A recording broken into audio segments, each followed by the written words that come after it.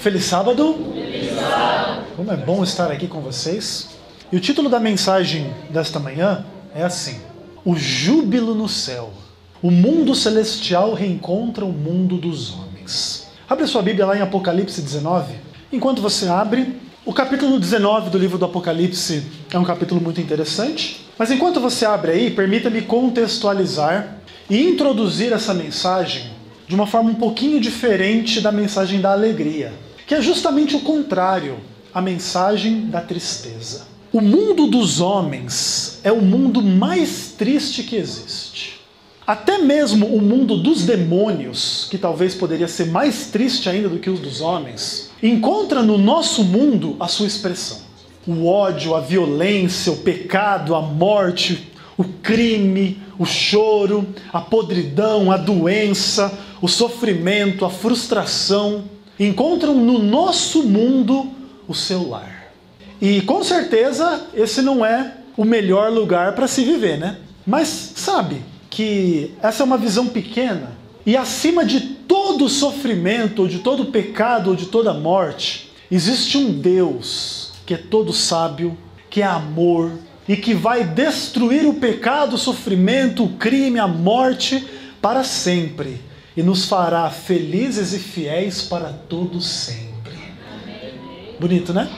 E a gente só consegue vislumbrar essa mensagem da alegria no seu verdadeiro valor quando a gente olha para a mensagem da tristeza. Mas o fato é que Deus venceu e Ele redimiu tudo em Jesus Cristo. Antes de ler o capítulo 19 do Apocalipse, deixe-me citar para vocês um outro texto da Bíblia, onde Paulo diz assim: porque agradou a Deus que em Cristo habitasse toda a plenitude, e que, havendo feito a paz pelo sangue da cruz, por meio dele, reconciliasse consigo mesmo todas as coisas, quer sobre a terra, quer nos céus. Colossenses 1, versos 19 e 20. Em Cristo, Deus redimiu todas as coisas, de forma que hoje o choro tem durado durante a longa noite do pecado, mas a alegria virá pela manhã, como aquele hino que cantamos, né? A manhã gloriosa já está raiando, breve voltará Jesus, amém? E essa manhã é a manhã da ressurreição, amanhã quando vai nascer o sol da justiça, Jesus vai voltar, e isso nos trará alegria sem fim. Dessa perspectiva, vamos ler o Apocalipse 19, os versos 1 até o verso 10. E a Bíblia diz assim: depois destas coisas ouvi uma como grande voz de numerosa multidão dizendo: Aleluia!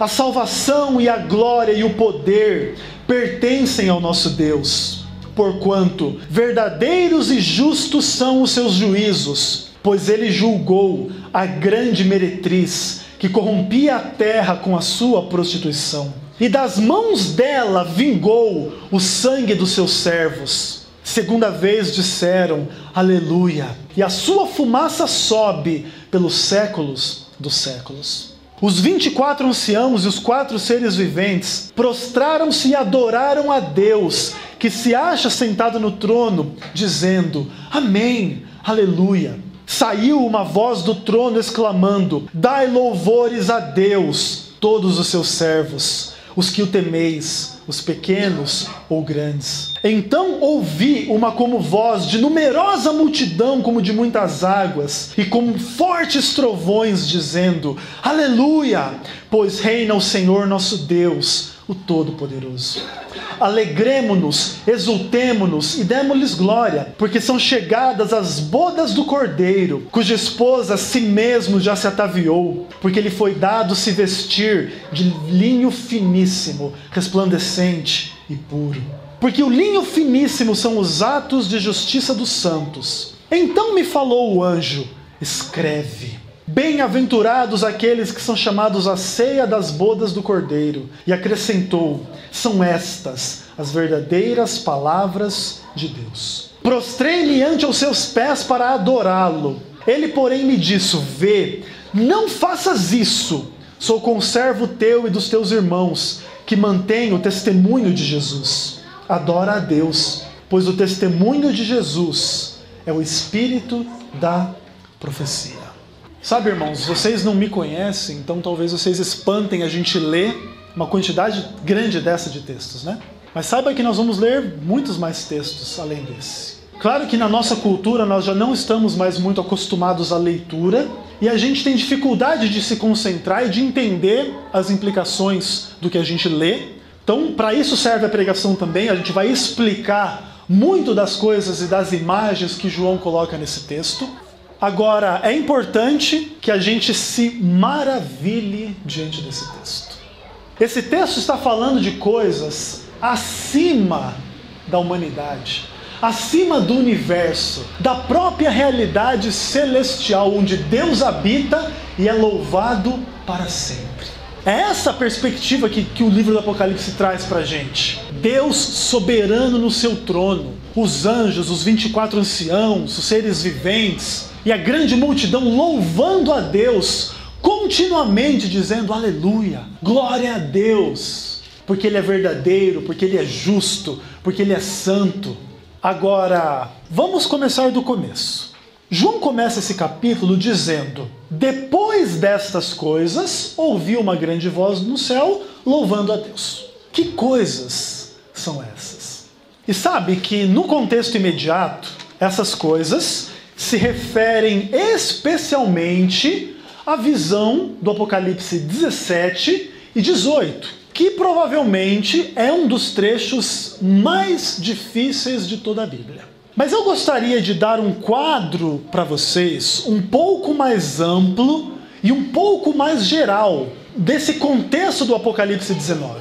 Então ele vai dizer, depois destas coisas começa a acontecer isso. Então vamos fazer um quadro geral do livro do Apocalipse. Você vai lá para o capítulo 1, verso 1, e quem sabe esse verso seja um dos mais famosos versos deste livro. Talvez alguns de vocês o conheçam de cor. E vamos dar um panorama geral do livro do Apocalipse para podermos entender o capítulo 19.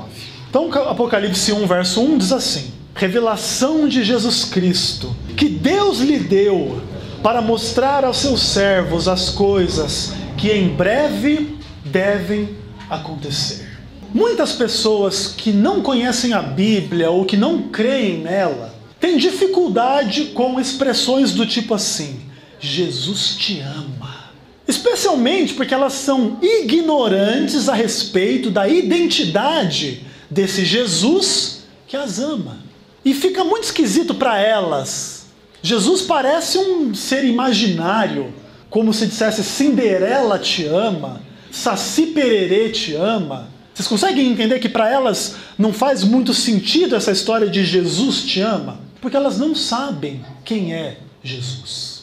E obviamente que a Bíblia tem muitas respostas para isso. E talvez a mais radical delas é aquela que diz assim: no princípio era o Verbo estava com Deus, e o Verbo era Deus, e ele se fez carne.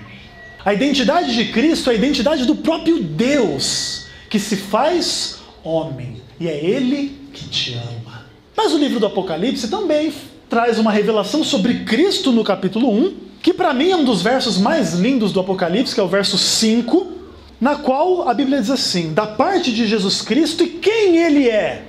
Ele é a fiel testemunha, o primogênito dos mortos, o soberano dos reis da terra. Jesus é aquele que nos ama e pelo seu sangue nos libertou dos nossos pecados. E olha o verso 7. Eis que esse Jesus vem com as nuvens e todo olho o verá. Impressionante, é lindo, maravilhoso. E no livro do Apocalipse, Deus nos revela a volta de Jesus. Desde o capítulo 1 até o capítulo 22, todo o livro do Apocalipse respira a atmosfera. Jesus Cristo está voltando.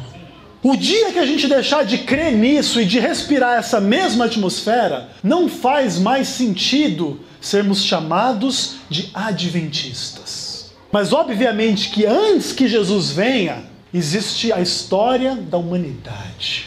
E essa história não é uma história simples, nem fácil da gente entender. É por isso que o livro do Apocalipse não é um livro simples e fácil de ser entendido. De forma geral, eu posso dizer para vocês que o livro do Apocalipse traz a história da igreja. Os capítulos 2 e 3. As 7 igrejas que representam as igrejas que haviam na Ásia Menor no primeiro século, que representavam a condição da igreja durante todos os séculos da era cristã antes que Jesus viesse. Os capítulos 4 e 5 do Apocalipse nos dão um panorama espiritual por detrás de toda a história humana. É nesses capítulos que são apresentados aqueles temas que nós lemos no Apocalipse 19. Os 24 anciãos, os anjos, o trono de Deus.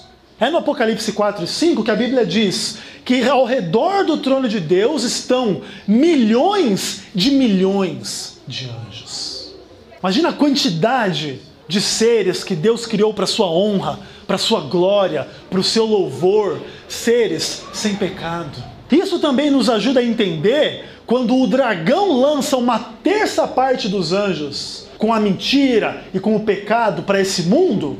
Imagina a quantidade de demônios. Todas essas características são características espirituais que estão por detrás da história humana. Por detrás da história política, familiar, econômica, social, existe um mundo espiritual enorme. E que nós precisamos criar consciência desse mundo espiritual. Da presença de Deus, da presença do diabo, da presença das influências que nos chamam ao amor, à fé, à obediência, à fidelidade. E daquelas influências que nos chamam à mentira, à transgressão, à desobediência, à falta de fé, à falta de amor e etc. Adiante, dos capítulos 6 a 11 do livro de Apocalipse, João trata da história do mundo, sobre aquelas imagens que vocês conhecem, os 7 selos, as 7 trombetas, Apocalipse 10, Apocalipse 11. E a partir do capítulo 12 até o capítulo 22, o Apocalipse fala da história do fim. É o fim do mundo. E é essa história que está contada no livro que João escreveu. Assim, vamos nos deter um pouquinho mais na história do fim. Todo o livro do Apocalipse, a partir do verso 12 até o verso 22, eles estão emoldurados em um quadro cuja moldura é o grande conflito. É assim que o livro do Apocalipse fala da guerra no céu, da guerra na cruz. É uma guerra entre Deus e diabo, verdade e mentira, luz e trevas, fidelidade ou infidelidade. Após essa revelação do conflito no céu e do conflito na cruz, o livro do Apocalipse se detém na humanidade. E o que acontece no capítulo 12, verso 17? Ali está um povo fiel, o que guarda os mandamentos de Deus e tem o testemunho de Jesus. Mas para que ninguém pense que tudo são flores, o que acontece no capítulo 13? Está o mundo inteiro adorando a besta. Estão conseguindo ter uma visão mais geral do livro? Essa é a dinâmica do livro do Apocalipse. Agora, enquanto o mundo inteiro adora a besta, existem 144 mil que não se mancham, que não se maculam, que não mentem, que são fiéis ao Cordeiro e o seguem por onde quer que ele vá. Olha que imagem interessante, né? O mundo inteiro adora a besta, mas os 144 mil são fiéis. Qual grupo que a gente está? E quem sabe a gente possa dar uma resposta hoje, mas essa não seja a resposta final. Hoje tem muita gente adorando a besta, que vai se arrepender e que vai estar no céu. E que antes disso vai adorar a Deus. E você que hoje adora a Deus, se você está em pé, Paulo diz, cuidado para que não caia. Esse é o panorama do livro do Apocalipse. É interessante a disposição espiritual desses 144 mil, porque eles cantam, eles louvam a Deus diante do mar de vidro. Eles são vencedores da besta, da sua imagem, do número do seu nome. E quando todo mundo toma a sua decisão, depois que todo mundo tomar a sua decisão, fecha-se a porta da graça e caem as últimas pragas, descritas em Apocalipse 16. E elas caem sobre todos os homens que se uniram ao diabo e se uniram também a um poder misterioso. Lembra do Apocalipse 17?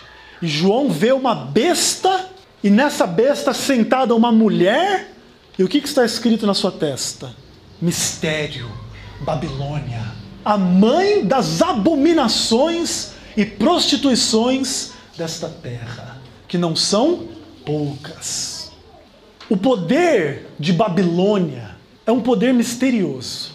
Por que as pessoas, tendo acesso a Deus, para adorar a Deus, adoram a ídolos? Isso não é um mistério? Por que as pessoas, podendo viver uma vida saudável, usam drogas? Não é um mistério que elas façam mal a si mesmas, que elas busquem o mal, que elas se deleitem no mal, que elas gostem do mal?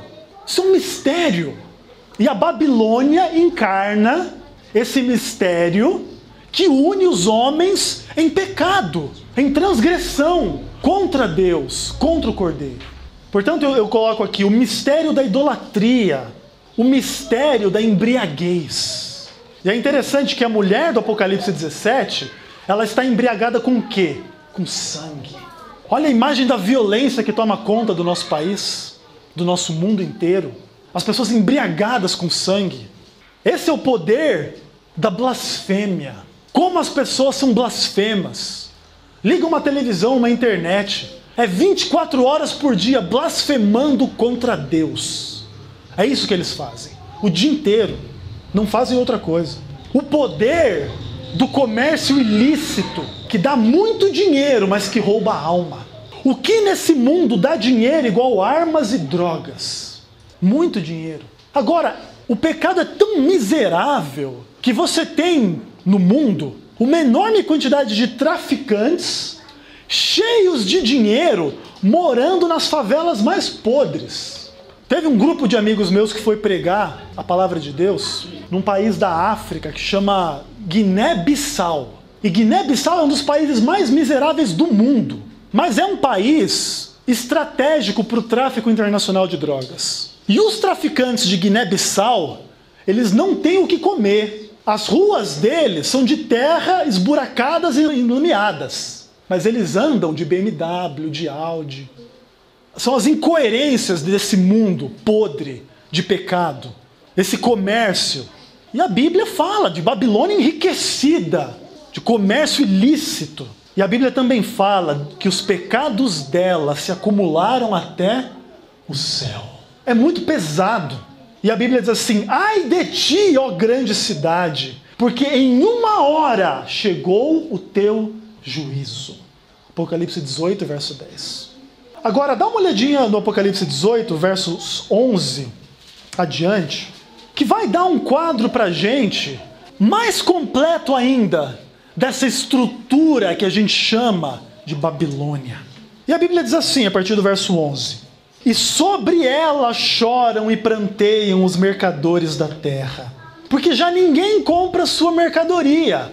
E ele vai especificar as mercadorias: mercadoria de ouro, de prata, de pedras preciosas, de pérolas, de linho finíssimo de púrpura, de seda de escarlata e de toda espécie de madeira odorífera, todo gênero de objeto de marfim, toda qualidade de móvel de madeira preciosíssima, de bronze, de ferro, de mármore, e canela de cheiro e especiarias, incenso, unguento, bálsamo, vinho, azeite, flor de farinha, trigo, gado e ovelhas, e de cavalos e de carros, e de escravos e almas humanas.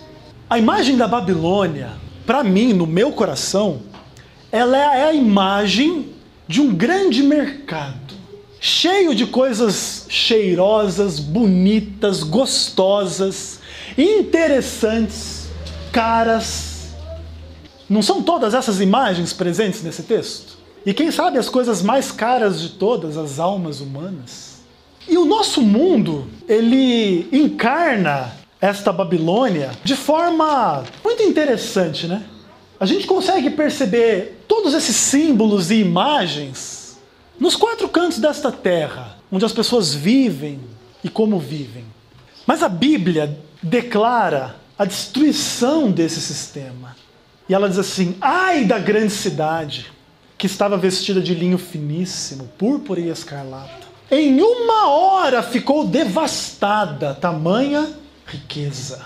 Exultai sobre ela, ó céus, e vós, santos, apóstolos e profetas, porque Deus, contra ela, julgou a vossa causa. Quando a gente olha para a Bíblia dessa perspectiva, a alegria de Apocalipse 19 se nos torna muito especial. Porque quando a gente olha para o mundo, quando a gente olha para a prostituta, Babilônia, que é a sociedade, que é a igreja, que é a política, que é toda essa confusão na qual a gente está envolvido, e que envolve as pessoas na mentira, na idolatria, na maldade, no pecado e etc., não dá para ficar feliz. Por detrás dela está a condenação das almas humanas. E é por isso que o Apocalipse vai terminar, ele vai caminhar para o seu fim, e ele vai dizer assim: depois destas coisas, ouvi uma grande voz, como de grande multidão, dizendo: a salvação, a glória e o poder são de Deus. Dá para a gente perceber melhor o texto agora? O Apocalipse revela a estrutura mais triste, mais pesada, pior que existe.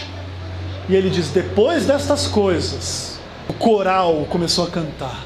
E é um coral feito por pessoas redimidas, por anjos que jamais pecaram.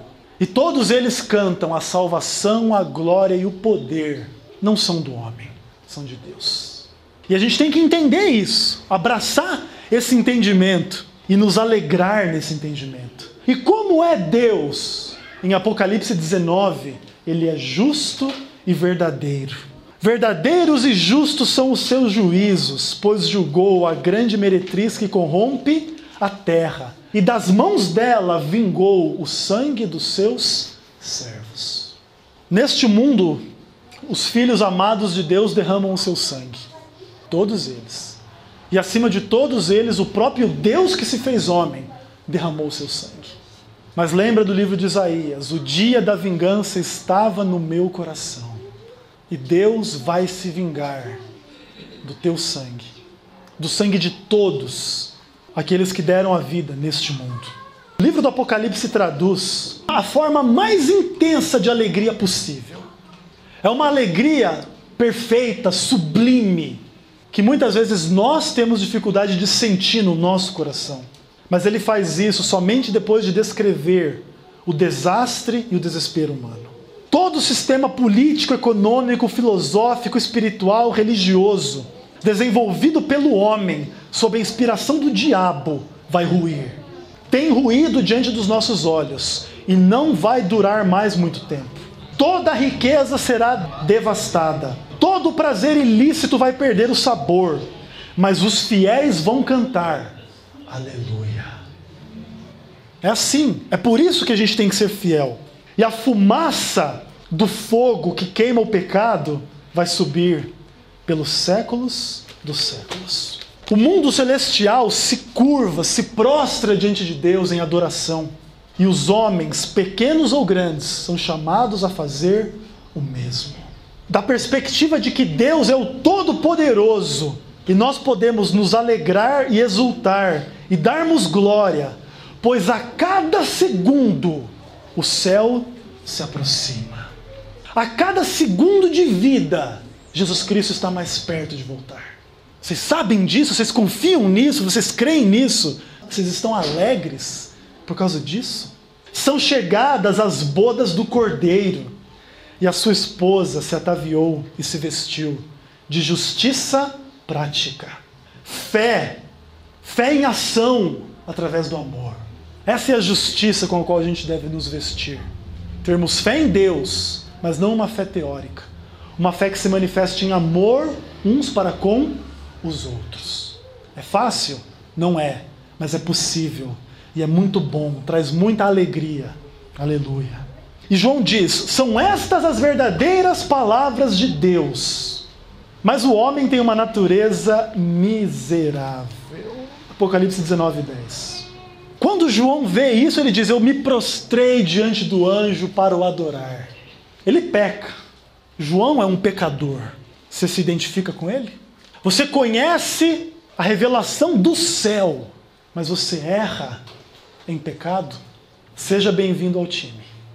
João, que escreveu o Apocalipse, também era assim. E se confessarmos os nossos pecados, Deus é fiel e justo. Ele nos perdoa e Ele nos purifica. O ato que João fez foi errado, foi pecado. E eu tenho a convicção que ele relatou isso com tristeza e vergonha, em verdadeiro arrependimento. Mas o anjo do Senhor aproveitou e deu a ele uma lição: a adoração somente a Deus. E sob qual fundamento a gente adora a Deus? Sob o testemunho de Jesus, que é o espírito da profecia. O que vem de Cristo e cujo conteúdo é Cristo é o espírito da profecia. E esse espírito se manifestou em todas as eras do pecado, desde Adão até hoje. E quanto a nós, adoremos a Deus. Mas vamos ver como é que a visão do Apocalipse 19 continua, dos versos 11 ao 16. E a Bíblia diz assim: depois de tudo isso, vi o céu aberto, e eis um cavalo branco. O seu cavaleiro se chama Fiel e Verdadeiro, julga e guerreia com justiça. Os seus olhos são chamas de fogo, na sua cabeça muitos diademas. E tem ele um nome escrito que ninguém conhece, senão ele mesmo. Está vestido com um manto tinto de sangue, e o seu nome é o Verbo de Deus. E seguiam-no os exércitos que há no céu, montando cavalos brancos, com vestiduras de linho finíssimo, branco e puro. Sai da sua boca uma espada afiada, para com ela ferir as nações. E ele mesmo as regerá com cetro de ferro, e pessoalmente ele pisa o lagar do vinho do furor da ira do Deus Todo-Poderoso. Tem no seu manto e na sua coxa um nome inscrito: Rei dos Reis e Senhor dos Senhores. Essa é a descrição da volta de Jesus no livro do Apocalipse. É aquele que vem vitorioso, mas a vitória dele manchou a sua roupa de sangue. O nome dele, Verbo de Deus. Em outros sentidos também ele é chamado Fiel e Verdadeiro. É ele quem julga tudo e todos com justiça. Os seus olhos são chamas de fogo que podem esquentar ou destruir a alma. Ele é o rei e ele tem um nome que ninguém conhece. A Bíblia diz assim: e tudo quanto pedirdes em meu nome, isso farei. E existe muito pastor safado e ladrão usando o nome de Jesus por aí. Não é verdade? Manipulando o nome de Jesus. Não, irmão, em nome de Jesus, você me dá tudo o que você tem. Eu fico rico, você fica pobre, mas Deus vai te dar se você tiver fé, Deus vai te devolver em dobro. Mentira, cobiça, ganância, em nome de quem? De Jesus. Mas ele, Jesus, o Verbo de Deus, tem um nome que ninguém conhece, que ninguém manipula. É bonito saber disso? Esses são os benefícios de a gente estudar o livro do Apocalipse. Pessoalmente, Jesus Cristo pisa o lagar do Deus Todo-Poderoso. E na sua coxa o título, Rei dos Reis e Senhor dos Senhores. Irmãos, o céu está vindo para a terra. O céu está vindo para a terra. Mas antes que ele se concretize na terra, a última guerra. Apocalipse 19, versos 17 a 21. Quando esse Rei dos Reis adentra a atmosfera do mundo que ele criou e redimiu, mas que não lhe aceita, a Bíblia diz assim: então vi um anjo posto em pé no sol e clamou com grande voz, falando a todas as aves que voam pelo meio do céu: vinde, reuni-vos para a grande ceia de Deus, para que comais carne de reis, carne de comandantes, carne de poderosos, carne de cavalos e cavaleiros, carne de todos, livres ou escravos, pequenos ou grandes. e vi a besta e os reis da terra com os seus exércitos, congregados para guerrearem contra aquele que está montado no cavalo e contra o seu exército. Mas a besta foi aprisionada, e com ela o falso profeta, que com os sinais feitos diante dela, seduziu aqueles que receberam a marca da besta e eram os adoradores da sua imagem. E os dois foram lançados vivos dentro do lago de fogo que arde com enxofre. Os restantes foram mortos com a espada que saía da boca daquele que estava montado no cavalo, e todas as aves se fartaram das suas carnes. Se você estuda finalzinho do livro de Ezequiel, você vai perceber um quadro veterotestamentário de grande parte dessas imagens aqui. Gog e Magog, reunidos contra Deus, e Deus é vitorioso contra eles. Aquele era um quadro localizado de uma guerra universal. E em Apocalipse 19, nós percebemos algumas coisas interessantes. O mundo espiritual coordena o mundo material. É assim que as aves ouvem as vozes do anjo, a voz do anjo, e obedecem e se reúnem para comer carne. E carne de quem? Dos reis desta terra, dos poderosos desta terra, daqueles que utilizam do poder econômico, religioso, militar, social, para fazer o quê? Oprimir a alma humana. E é contra eles que Cristo guerreia. É assim que o mundo está em guerra contra o céu. A besta, os seus exércitos, todos eles lutam contra Cristo. Mas o fim deles é a prisão. A besta foi aprisionada junto com o falso profeta. E quem é esse falso profeta no texto? É aquele que seduziu as pessoas a receberem a marca da besta, adorarem o número do seu nome. Infelizmente hoje não vai ser o dia que a gente vai poder esclarecer isso, né? Quem sabe um outro dia. Mas o fato é que o fim daqueles que odeiam a Deus é o lago de fogo e enxofre. E o restante vira comida de urubu. A gente percebe que no livro do Apocalipse, as imagens mais tristes e mais pesadas coexistem com as imagens mais felizes e mais alegres. É porque esses são os dois únicos caminhos. Ou no fim vai dar tudo muito errado se a gente escolher o pecado, o diabo e as coisas deste mundo, ou vai dar tudo muito certo se nós escolhermos a Cristo como nosso Senhor e Salvador. É os dois únicos caminhos.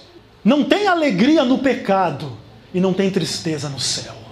Amém. Louvado seja Deus por isso. E é assim que a palavra de Deus descreve o destino final do dragão em Apocalipse 20. Ele é preso e etc. E então, finalmente, o mundo celestial reencontra o mundo dos homens. Eu vi um novo céu e uma nova terra. O primeiro céu e a primeira terra passaram e o mar já não existe. Vi também a cidade santa, Nova Jerusalém, que descia do céu da parte de Deus, ataviada como noiva adornada para o seu esposo. Ouvi grande voz do trono que dizia: eis o tabernáculo de Deus com os homens. Deus habitará com eles. Eles serão povos de Deus e o próprio Deus estará com eles. E lhes enxugará dos olhos toda lágrima, e a morte já não existirá. Já não haverá luto, nem pranto, nem dor, porque as primeiras coisas passaram. Aquele que está sentado no trono diz: escreve, porque essas palavras são fiéis e verdadeiras. Disse-me ainda: tudo está feito. Eu sou o Alfa e o Ômega, o princípio e o fim. A quem tem sede, eu darei de graça da fonte da água da vida. Então me mostrou o rio da água da vida, brilhante como cristal, que sai do trono de Deus e do Cordeiro. E no meio da sua praça, de uma margem do rio a outra, a árvore da vida, que produz os seus frutos.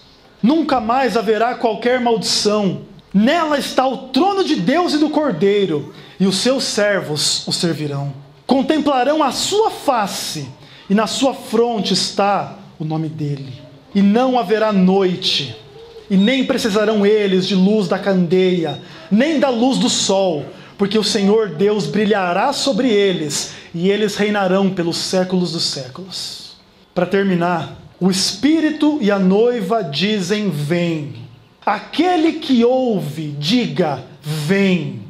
Ora, vem, Senhor Jesus.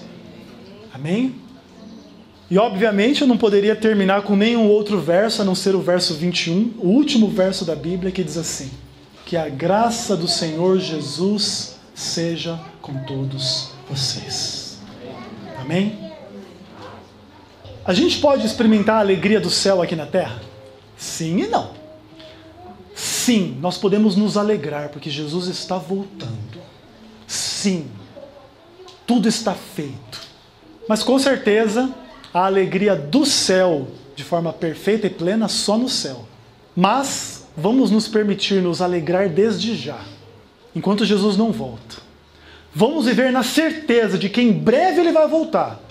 E vamos confiar que a graça dele nos basta para a salvação. Amém. E se você deseja partilhar desta alegria, desta graça, desta salvação, eu te convido a, junto comigo, louvar a Deus, número 128 do Inário Adventista, o Rei vem vindo. Amém.